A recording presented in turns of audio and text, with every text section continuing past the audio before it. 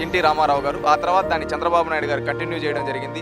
ఆ తర్వాత లోకేష్ గారు కూడా ఇప్పుడు అనేక పరిశ్రమలు తీసుకొనొచ్చి ఉపాధి ఉద్యోగ అవకాశాలు అక్కడ యువతకు చూపిస్తున్నారు. ఒకప్పుడు అక్కడ యువతతో కత్తులు పట్టించి ఫ్యాక్షనిజం చేపిస్తే ఈరోజు వాళ్ళ చేత వాళ్ళకి ఒక స్కిల్ డెవలప్మెంట్ ట్రైనింగ్ ఇచ్చి వాళ్ళతో ఏం చేపిస్తున్నారు, ఉద్యోగాలకి చేసే విధంగా ట్రైనప్ చేస్తున్నారు. ఏ విధంగా? ఒకటి కాదు, రెండు కాదు, ఎన్నో పరిశ్రమలు తీసుకొని వచ్చారు.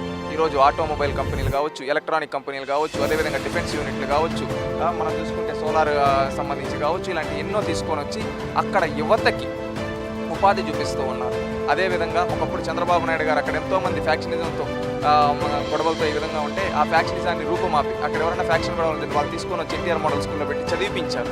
ఈ విధంగా తెలుగుదేశం పార్టీ అనేది తొలి నుంచి ఒక సిద్ధాంతపరంగా మంచి చేయాలి ఈ ప్రాంతానికి అని చెప్పి నీళ్ళు ఇవ్వడం కావచ్చు, అదేవిధంగా కత్తులు పట్టనీయకుండా కళాలు పట్టేయడం కావచ్చు, అదేవిధంగా ఇక్కడ బాంబులుగా తయారవ్వాల్సింది కొన్ని వినూత్నమైన కొత్త వస్తువులు తయారు చేయొచ్చు, ఇక్కడ అన్ని రీసోర్సెస్ ఉన్నాయి, దీన్ని ఉపయోగించుకోవాలి, ఇక్కడ ప్రజలకు ఉపాధి చూపించాలని తొలి నుంచి తెలుగుదేశం పార్టీ పనిచేస్తూ ఉంది రాయలసీమ అభివృద్ధి కోసం. ఇది ప్రతి ఒక్కరూ గుర్తించాలి.